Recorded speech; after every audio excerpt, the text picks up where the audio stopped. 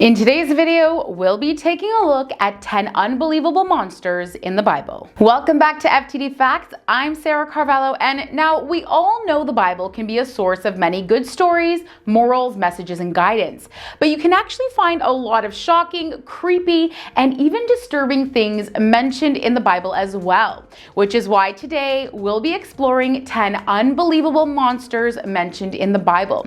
So stay tuned because some of these creatures are pretty nightmarish and overall unimaginable. All right, up at number 10, we have the behemoth. In Job, one of the Bible's oldest books, the behemoth is described as a gigantic, powerful creature that can only be tamed by God. His tail is so large that it moves like a cedar tree.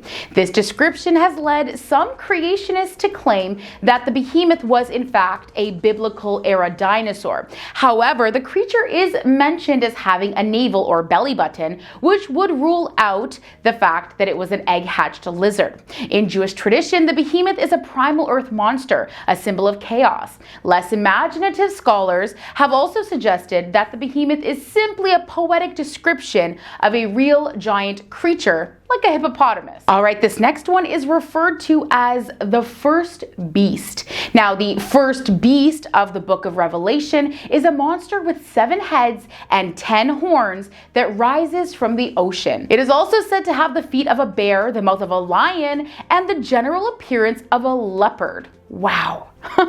Theologians and biblical scholars have interpreted this beast as symbolizing everything from the papacy in Rome to the 1st century Roman Emperor Nero. And of course, to follow the first beast, we have the second beast. This beast, which unsurprisingly follows the first beast in the book of Revelation, rises up out of the earth. It has 2 horns and speaks like a dragon. Personally, I've never heard a dragon speak, but I guess I could imagine it must be scary.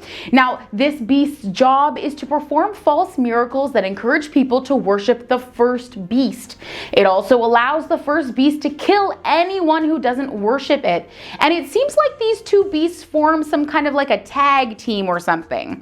Now, interpretations of the second beast are also varied. It's been described as a symbol for everything from the Prophet Muhammad to the modern United States. Do you believe in unicorns? Well, unicorns are mentioned 9 times in the King James Bible, a medieval translation that remains popular to this day. Unfortunately, linguists have since discovered that the Hebrew word rayam, translated as unicorn here, actually refers to the oryx, a distant ancestor of the modern cow, which went extinct in the 17th century. Which is actually a shame because unicorns are far more interesting and mysterious than a slightly larger than usual cow. In fact, a whole bunch of mythical creatures in the King James Bible are believed to be additions by medieval translators who were more interested in being extremely poetic with their descriptions than in making sure the creatures they were describing actually existed. Moving on to ABADDON'S locusts. All right, so these creatures are ruled by Abaddon, an angel of the bottomless pit whose name literally means destroyer. Because they appear in the book of Revelation, they're of course not satisfied with being just normal locusts. Instead, they resemble war horses, have the stinging tails of scorpions, the faces of men, long hair like a woman, and they wear crowns of gold and armored breastplates. Their scorpions' tails are used to sting their victims, an experience that is apparently so painful that men shall seek death and shall not find it. Oh my gosh, that sounds tormenting. Now, is anyone else cringing at the idea of coming face to face with one of these? I am. And up at the halfway in today's video at number 5, we have the 200 million horsemen. This epic army also appears in the visions of Revelation, although they're not to be confused with the far more famous 4 horsemen, or the guys who symbolize death, war, famine, and pestilence. But these riders aren't to be messed with either. Their horses have the heads of lions, tails like serpents, and they spit smoke, fire, and brimstone out of their mouths. Eventually, they're said to be responsible for the deaths of 1/3 of all mankind. And of course, what would 200 million horsemen be without their leaders? 4 fallen angels. And since we're all pretty familiar with another very famous fallen angel, aka Satan, one can only imagine the amount of evil and destruction that this deadly army is involved in. Up next, we have Daniel's beasts. Like Revelation, the book of Daniel is largely made up of visions which are meant to symbolize real-world events. In one of these visions, Daniel sees no less than 4 monsters emerge from the sea. One is a lion with eagle's wings, which is then transformed into a human-like creature and has its wings plucked off. Ouch! Another is a bear-like creature who is told to gorge himself on flesh. Yikes.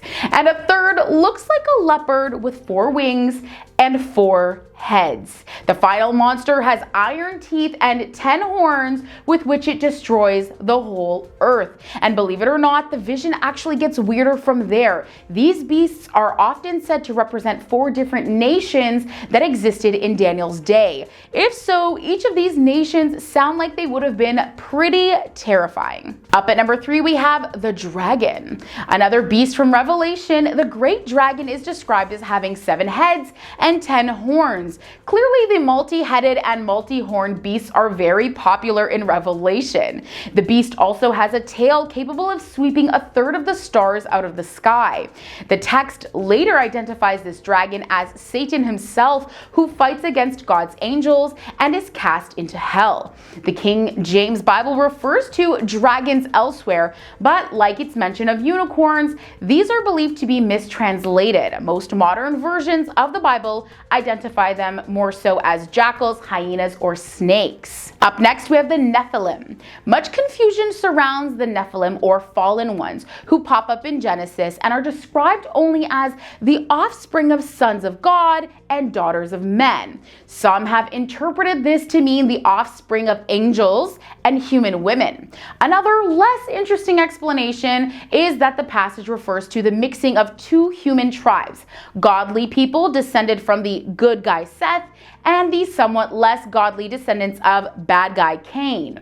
If that idea seems too dull for you, don't worry, there's also a strong internet community that believes that the Nephilim were in fact extraterrestrials. And all the way up at number 1, it's no surprise we have the Leviathan. The Leviathan, mentioned in the book of Job, is a massive sea monster who's impervious to human weapons, breathes fire, and emits smoke from his nostrils. The Leviathan is probably related to another ancient Near Eastern monster called Lotan, a 7-headed giant serpent who represented primeval chaos.